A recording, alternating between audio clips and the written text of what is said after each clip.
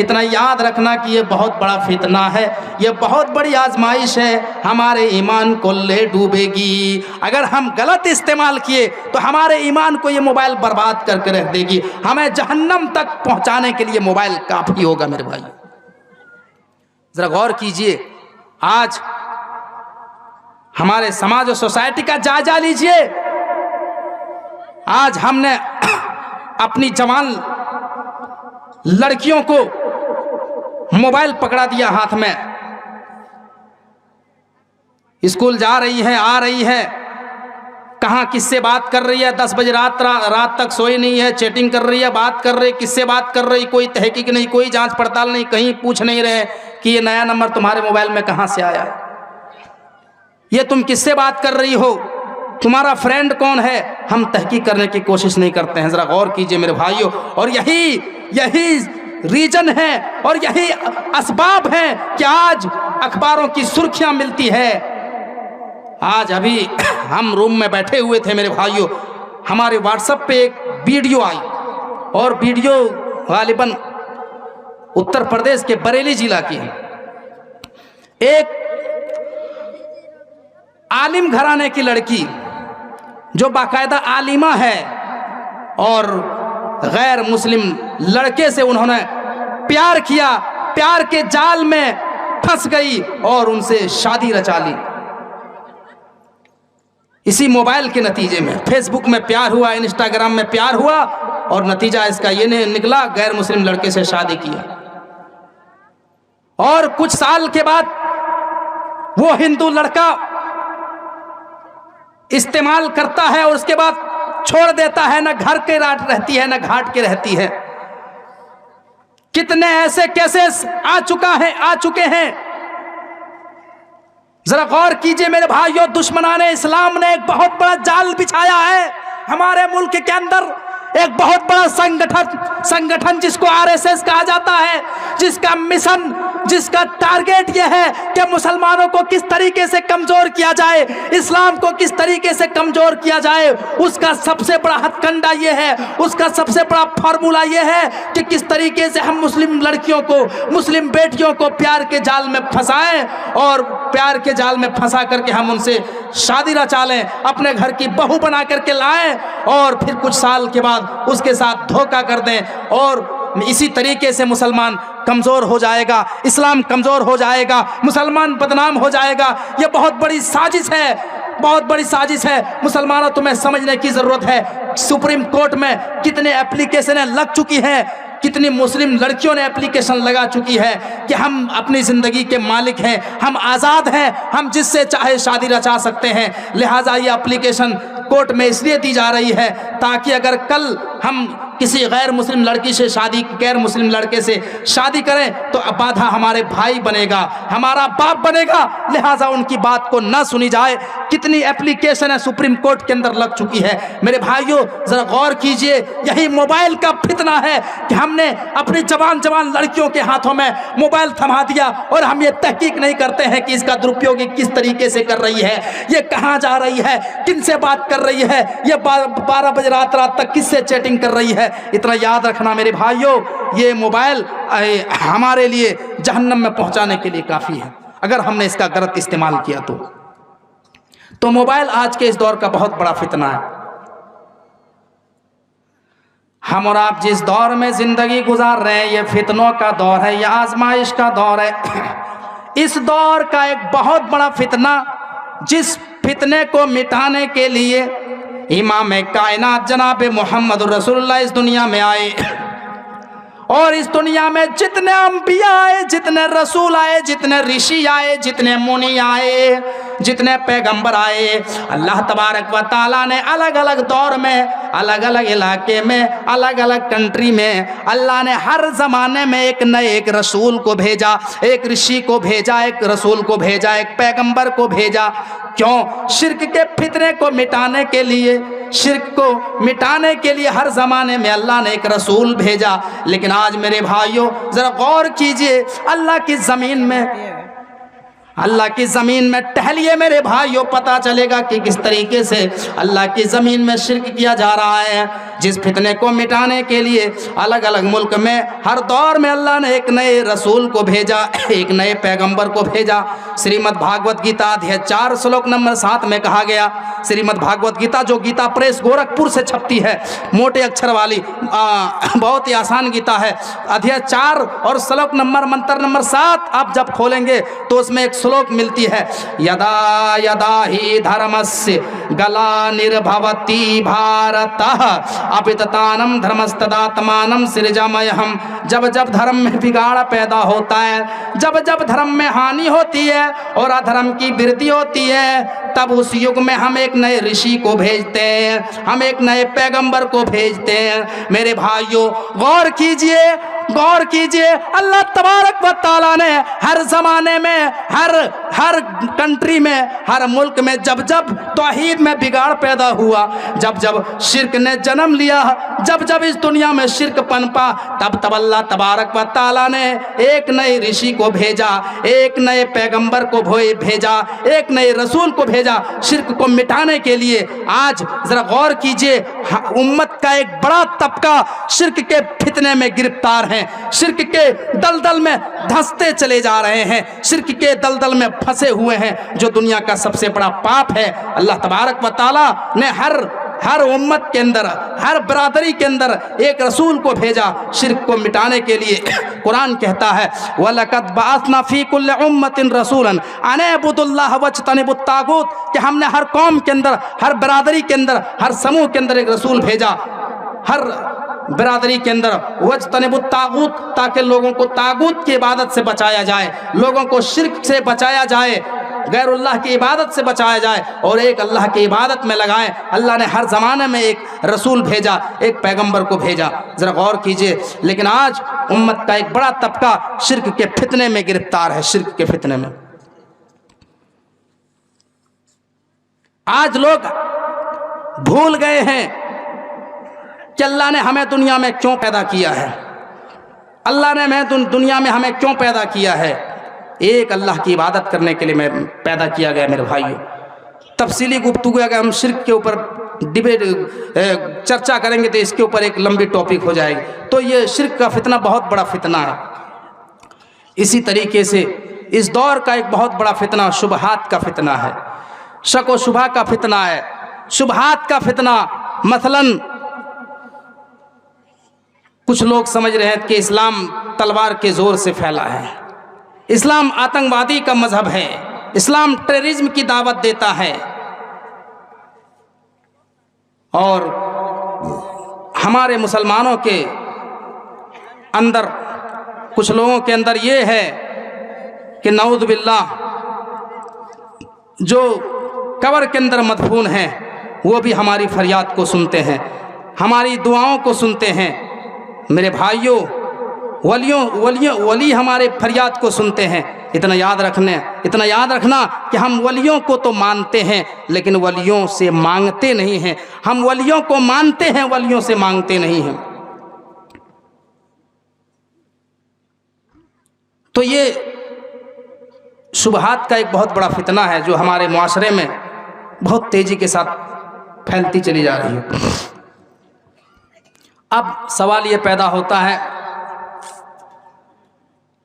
तकरीर हमें इख्तिताम करने का इशारा कर दिया गया है, अब हम आपको कुछ जिम्मेदारियां बता के हम अपनी बात को इख्तिताम करेंगे इंशाअल्लाह, कि इस फितनों के दौर में कदम कदम पे फितना है। इस आजमाइश के दौर में हम क्या करें, हमारे ऊपर क्या जिम्मेदारी आयद होती है। इस फितनों के दौर में हमें सबसे पहला काम करना चाहिए, अपने अकीदे को मजबूत करना चाहिए। मेरे भाइयों, अकीदा हमारा मजबूत होना चाहिए कि जो भी मुसीबत आती है, हमारे ऊपर जो भी परेशानियां आती है, हमारे ऊपर जो भी फितना आता है, अल्लाह रब्बुल आलमीन की जानिब से आता है, अल्लाह की तरफ से आता है। जो भी मुसीबत आती है अल्लाह रब्बुल आलमीन की तरफ से आती है। अल्लाह कुरान में कहता है, मा असाब मिन मुसीबतिन इल्ला बिइज़्निल्लाह व मन युमिन बिल्लाहि यहदि क़ल्बहु वल्लाहु बिकुल्लि शैइन अलीम। ऐ मुसलमानों, तुम्हारे ऊपर जो भी फितना आता है, तुम्हारे ऊपर जो भी वबा आती है, तुम्हारे ऊपर जो भी परेशानी आती है, वो अल्लाह की जानिब से आती है। तुम्हारे ऊपर जो भी फितना आता है, अल्लाह रब्बुल आलमीन की जानिब से आता है। और जो लोग ईमान लाए, अल्लाह तबारक व तआला उनके दिल को हिदायत बख्शता है, अल्लाह उनको फितने में रहनुमाई करता है, और अल्लाह हर चीज़ का इल्म रखने वाला है। जो भी मुसीबत आती है अल्लाह रब्बुल आलमीन की जानिब से आती है। लेकिन मेरे भाइयों, ज़रा गौर कीजिए, आज हमारा अकीदा क्या हो गया।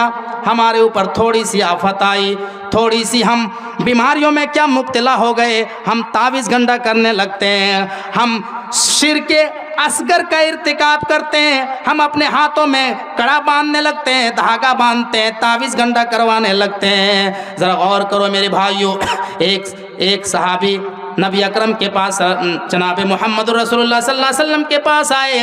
उन्होंने अपने हाथ में छल्ला बांधा हुआ था, छल्ला बांध करके आया। नबी अकरम सल्लल्लाहु अलैहि वसल्लम ने देखा, आपने पूछा, आए मेरे सहाबी, आए मेरे भाई, ये क्या है, ये अपने हाथ में तुमने ये क्यों बांधा है। उसने कहा, अल्लाह के नबी, मेरे जिस्म में वाहिना नाम की बीमारी है, वाहिना जिससे रगें फूल जाती है। अल्लाह के नबी, मुझे वाहिना नाम की बीमारी है जिससे रगें फूल जाती है, और मुझे किसी ने बताया कि ये छल्ला बांधने से बीमारी ठीक हो जाएगी, बीमारी दूर हो जाएगी। अल्लाह के नबी ने फरमाया, मा तज़ीदुका इल्ला वहनन। आए मेरे भाई, ये छल्ला तुम्हारी बीमारी में और इजाफा कर देगा, तुम्हारी बीमारी को ये छल्ला और बढ़ा देगा।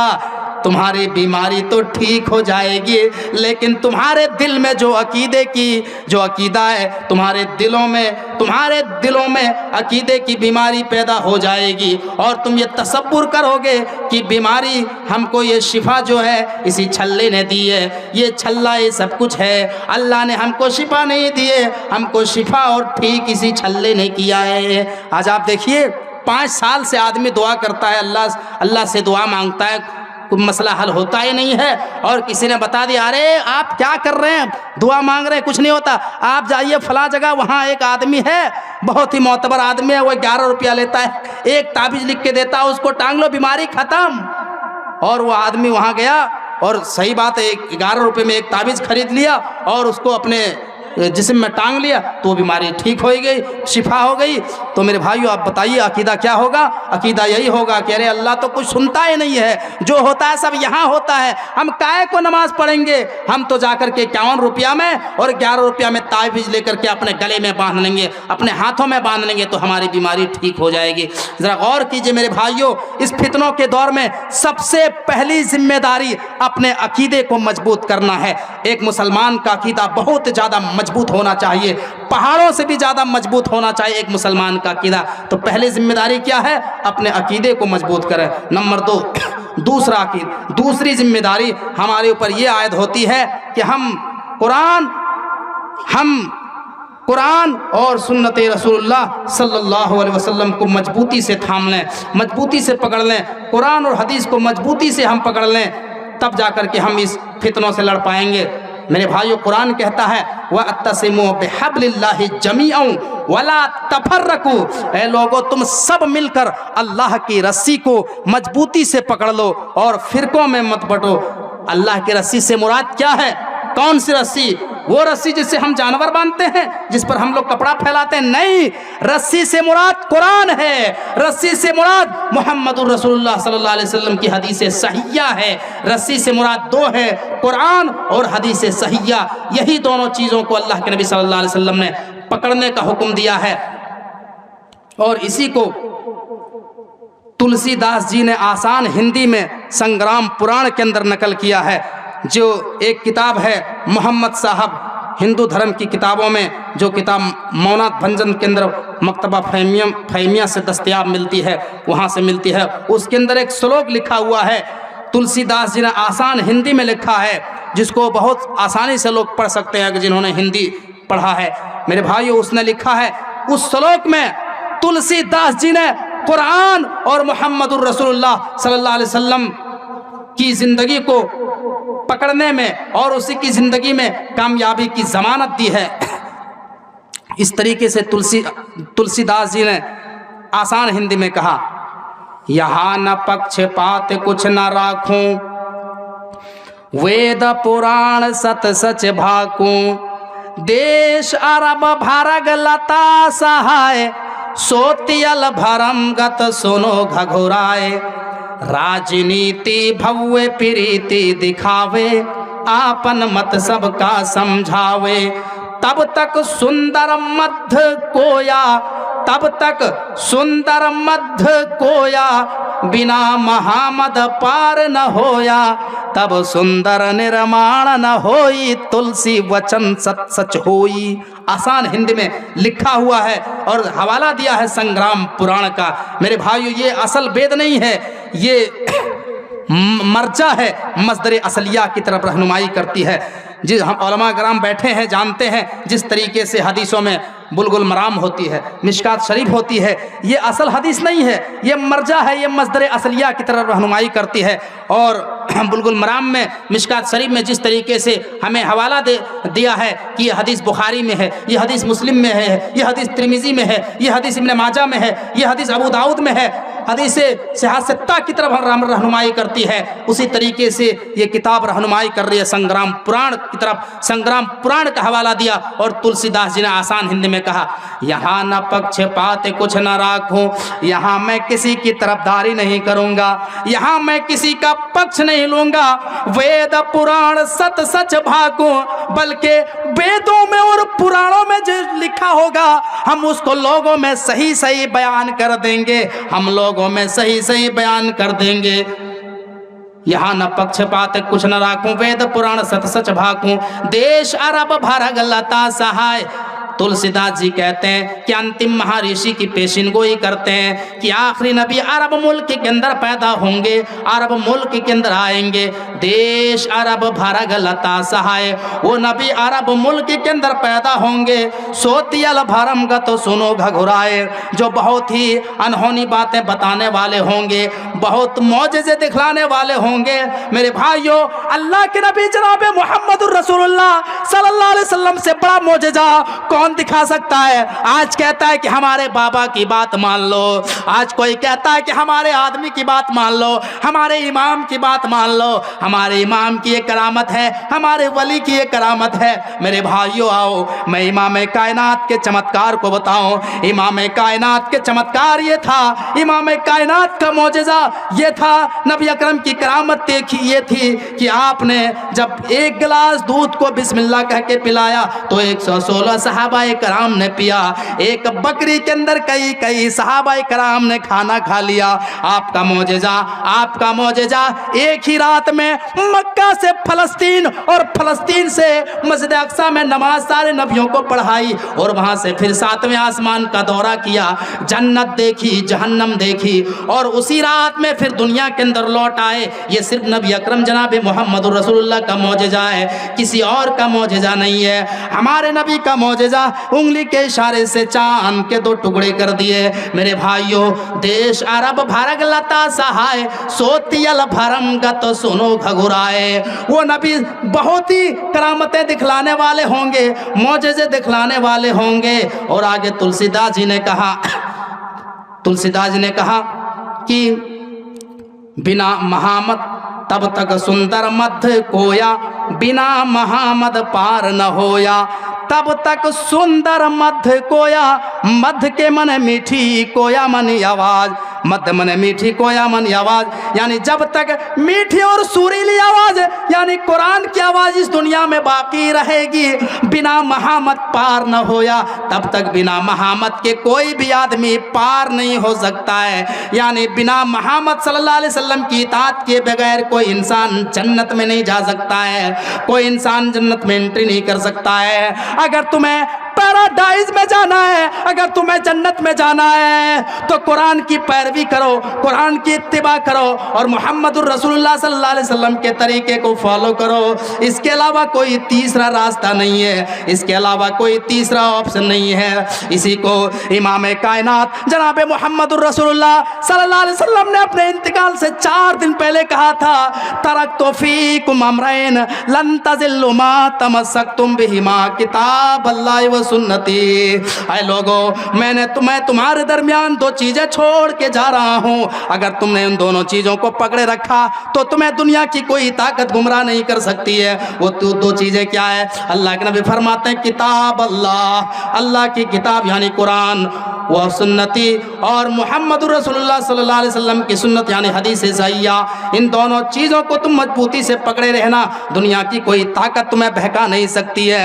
दुनिया में चाहे जितने बड़े बड़े फितने उड़ जाएं, कोई फितनों में तुम्हें मुब्तला नहीं कर सकता है अगर तुमने कुरान और हदीस को सही से पकड़ लिया।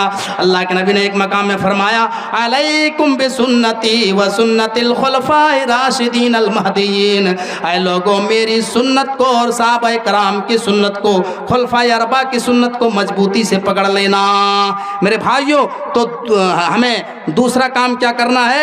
दूसरा काम करना है कि कुरान और हदीस को मजबूती से थाम लें, कुरान और हदीस को मजबूती से पकड़ लें, तभी हम फितनों से बच पाएंगे। ये दूसरी जिम्मेदारी है। नंबर 3, 5 चीज़ें बयान करके हम अपनी बात को ख़त्म करेंगे। नंबर 3, तीसरा काम करना है। तीसरा काम क्या करना है? कसरत से तौबा और इस्तिग़फ़ार करना है।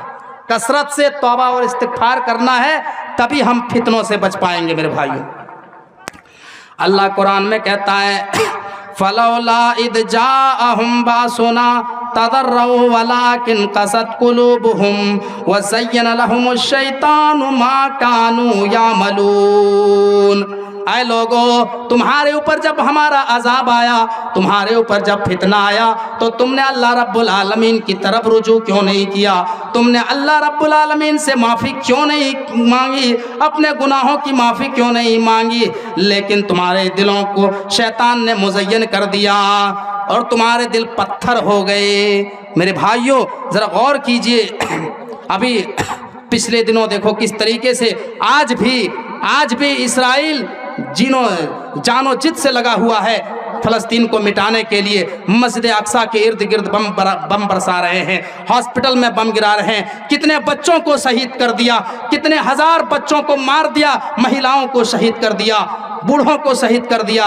मेरे भाइयों, हम क्या कर सकते हैं? हम उनके लिए लड़ तो नहीं सकते हैं, हम वहाँ जा तो नहीं सकते हैं, लेकिन हम उसके लिए अल्लाह रब्बुल आलमीन से अल्लाह की बारगाह में पहुँच करके हाथ उठा करके दुआ तो कर सकते हैं। लेकिन ज़रा गौर कीजिए, हमारा मुसलमान परेशान है और हम अय्यासी कर रहे हैं, हम नया साल मनाने में लगे हुए हैं, हम शराब नोशी कर रहे हैं, हम ज़िना के अड्डों में जा रहे हैं, हम क्या कर रहे हैं? ज़रा गौर कीजिए। अल्लाह कहता है, मेरे बंदो, जब तुम्हारे ऊपर अल्लाह का फितना आया, अल्लाह का अज़ाब आया, तो तुमने मेरी तरफ रुजू क्यों नहीं किया? अपने गुनाहों की माफ़ी तुमने क्यों नहीं मांगी? ज़रा गौर कीजिए, आज हमारे दिलों में तब्दीलियाँ नहीं आती है, हमारे ईमान में चेंजिंग पैदा नहीं होती है। ज़रा गौर कीजिए मेरे भाइयों, तो तीसरा काम करना है तौबा और इस्तिग़फ़ार करना है, कसरत से अल्लाह रब्बुल आलमीन की जानिब रुजू करना है।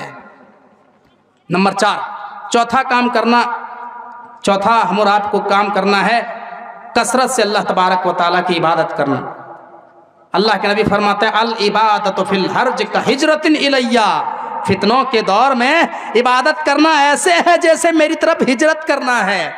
आज के इस फितनों के माहौल में, जहां उर्यानियत आम हो, जहां शराब नोशी आम हो, जहां ज़िनाकारी आम हो, जहां बेनमाजियों की तादाद कसरत से हो, और उस माहौल में अगर एक आदमी नमाज की पाबंदी करता है, कुरान की तिलावत करता है, अपने आप को गुनाहों से बचाता है, तो मेरे भाइयों, ये आसान काम नहीं है, ये लोहे के चने चबाने के बराबर है। इतना याद रखना, अपने मकसद अपने अंदर पैदा करना चाहिए। इंसान को सोचना चाहिए कि अल्लाह तबारक व तआला ने हमें दुनिया में क्यों पैदा किया है। सूरह ज़ारियात में हमारी पैदाइश की मकसद को अल्लाह ने बयान किया। सूरह जारियात आयत नंबर 56 में वमा खलक़तुल जिन्ना वल इंसा इल्ला लियअबुदून, कि हमने जिन्नों और इंसानों को महज अपनी इबादत के लिए पैदा किया है। लेकिन आज इंसान देखिए इबादत से कितना दूर है, इंसान इबादत से गाफिल है। हमें फितनों के इस दौर में एक काम करना है, अल्लाह रब्बुल आलमीन से पनाह तलब करना है, अल्लाह से दुआ करना है कि अल्लाह हमें फितनों से बचा। नबी अकरम जनाब मोहम्मद रसूलुल्लाह अपने सहाबाए कराम को ये नसीहत कर रहे हैं, अपने सहाबाए कराम को ये कह रहे हैं। मुस्लिम की रिवायत है, हदीस के रावी हज़रत ज़ैद इब्न साबित रज़ी अल्लाह तआला अन्हु हैं। वो फरमाते हैं कि अल्लाह के नबी सल्लल्लाहु अलैहि वसल्लम ने फरमाया तअव्वज़ु बिल्लाहि मिनल फितनि मा ज़हरा मिनहा व मा बतन, आए मेरे सहाबा तुम अल्लाह रब्बुल आलमीन से जो ज़ाहिर फितने हैं उनसे भी और जो पोशीदा है उनसे भी अल्लाह से पनाह तलब किया करो, अल्लाह के पनाह में आ जाओ। तो सहाबा कराम ने कहा नऊज़ु बिल्लाहि मिनल फितनि मा ज़हरा मिनहा व मा बतन, हम अल्लाह से पनाह तलब करते हैं, इन फितनों से हम पनाह तलब करते हैं और अल्लाह की पनाह में जाते हैं। ये दुआ करना चाहिए, क्योंकि फितनों से अगर कोई बचा सकता है तो अल्लाह रब्बुल आलमीन ही बचा सकता है, उसके अलावा कोई नहीं बचा सकता है। आखिरी बात बयान करके हम अपनी बातों को ख़त्म करेंगे। आखिरी जिम्मेदारी हमारे ऊपर ये बनती है, इस फितनों के दौर में मेरे भाइयों अपने अंदर अल्लाह का खौफ पैदा करें, अल्लाह का तकवा पैदा करें। जो इंसान अल्लाह रब्बुल आलमीन से डरता है, अपने अंदर अल्लाह का खौफ रखता है, अल्लाह तबारक व ताला फितनों में उसकी रहनुमाई करता है, फितनों से उसे बचाता है। अल्लाह कुरान में कहता है या अय्युहल्लज़ीना आमनू इन तत्तकुल्लाह यजअल लकुम फुरकानन व युकफ्फिर अन्कुम सय्यातिकुम व यगफिर लकुम वल्लाहु ज़ुल फ़ज़लिल अज़ीम।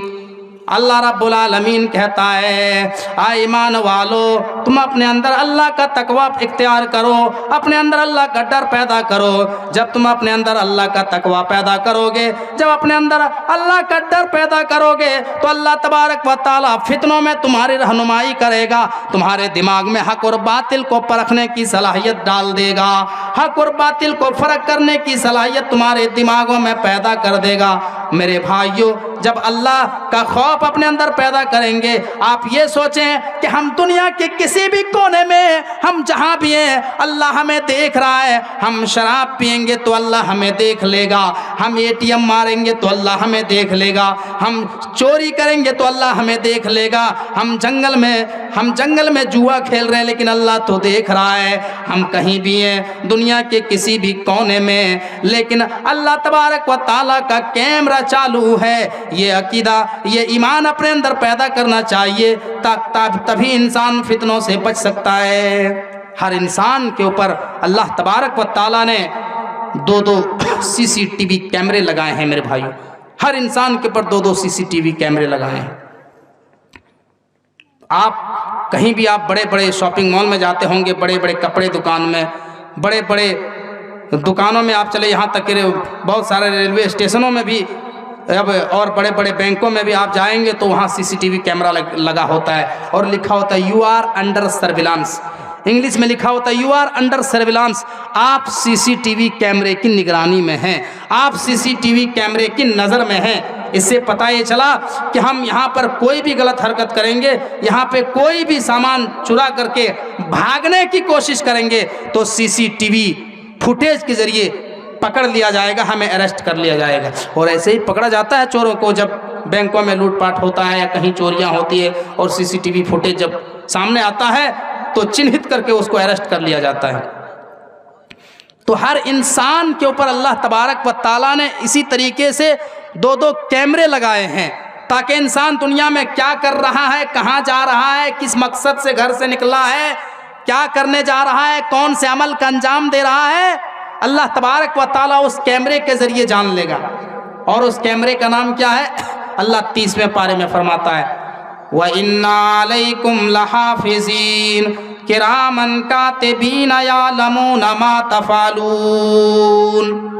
ऐ लोगों, हमने तुम्हारे ऊपर 2-2 CCTV कैमरे लगा दिए, हमने तुम्हारे ऊपर 2-2 फरिश्ते मुसल्लत कर दिए जिनका नाम किरामन कातिबीन है। वो तुम्हारी अच्छाइयों को लिखता है, वो तुम्हारे बुराइयों को लिखता है। एक फरिश्ता हमारे अच्छे अमाल को नोट करता है तो दूसरा फरिश्ता बुराई को लिखता है, बुराई को नोट करता है। इंसान कहीं भी जाके कोई गुनाह करने की कोशिश करता, फरिश्ते उसको लिख लेते हैं, उसको नोट कर लेते हैं। तो आप कहीं भी हैं, हम क्या देखते हैं, हम मस्जिद में होते हैं, हम ये समझते हैं कि मस्जिद में अल्लाह हमको देख रहा है। अब मस्जिद से बाहर निकल के कारोबार में लग गए, दुकान चला, यहाँ अल्लाह थोड़े ना देख रहा। आप वहाँ बहुत झूठ बोलते हैं, फ्रॉड करते हैं, कारोबार में मिलावट करते हैं, दूध में पानी मिला के बेचते हैं। इतना याद रखना, जिस तरीके से तुम मस्जिद में अल्लाह से डर रहे हो, उसी तरीके से तुम्हारे ऊपर हक है तुम बाहर में भी अल्लाह से डरो, कारोबार में वहाँ पर भी अल्लाह से डरो, खेत में हो वहाँ पर भी अल्लाह से डरो, कहीं भी हो, दुनिया के किसी कोने में हो, अल्लाह रब्बुल आलमीन का खौफ अपने अंदर पैदा करो कि अल्लाह हमको देख रहा है, अल्लाह हम पर निगरानी फरमा रहा है। तब जाकर के अल्लाह तबारक व ताला तुम्हें फितनों के सर से महफूज करेगा। मेरे भाइयों, अगर हम एक एक जिम्मेदारी बयान करेंगे तो बात बहुत तवील हो जाएगी और हम यहीं से अपनी बातों का इख्तिताम करते हैं। हम अल्लाह रब्बुल आलमीन से दुआ करते कि बारेला हमें फितनों से महफूज फरमा। अल्लाह इस दौरे हाजिर के चंद फितने जो हमने बयान किए गए हैं, इन तमाम फितनों से हमें बचा ले। अल्लाह हमको जब तक इस दुनिया में ज़िंदा रख, ईमान और अमल सालिहा के साथ ज़िंदा रख, और जब हमारी खात्मा हो तो ईमान के साथ खात्मा फरमा। अल्लाह समाज और सोसाइटी में जो लोग परेशान हाल हैं उनकी परेशानियों को दूर फरमा, जो बीमार हैं उनको शिफाए कामिला व आजिला अता फरमा। अल्लाह दुनिया के किसी भी कोने में जहाँ जहाँ मुसलमान परेशान हाल हैं उनकी परेशानियों को दूर फरमा। जो हॉस्पिटल में एडमिट हैं अल्लाह उनकी दवाओं को तंदुरुस्ती कूट कूट के भर दे। अल्लाह जहाँ जहाँ उलमा सताए जा रहे हैं अल्लाह तो तमाम उलमा की हिफाजत फरमा, मदारिस की हिफाजत फरमा, तालिब इल्म की हिफाजत फरमा। अल्लाह समाज और सोसाइटी में इनकलाब पैदा कर दे। अल्लाह जलसे में जो खिताबात होते हैं, जो तकरीरें होती है, अल्लाह इन तकरीरों को सुन करके हमारे अंदर चेंजिंग पैदा करने की तौफीक अता फरमा। व आखिरु दावाना अनिल हम्दुलिल्लाहि रब्बिल आलमीन। अस्सलामु अलैकुम व रहमतुल्लाहि।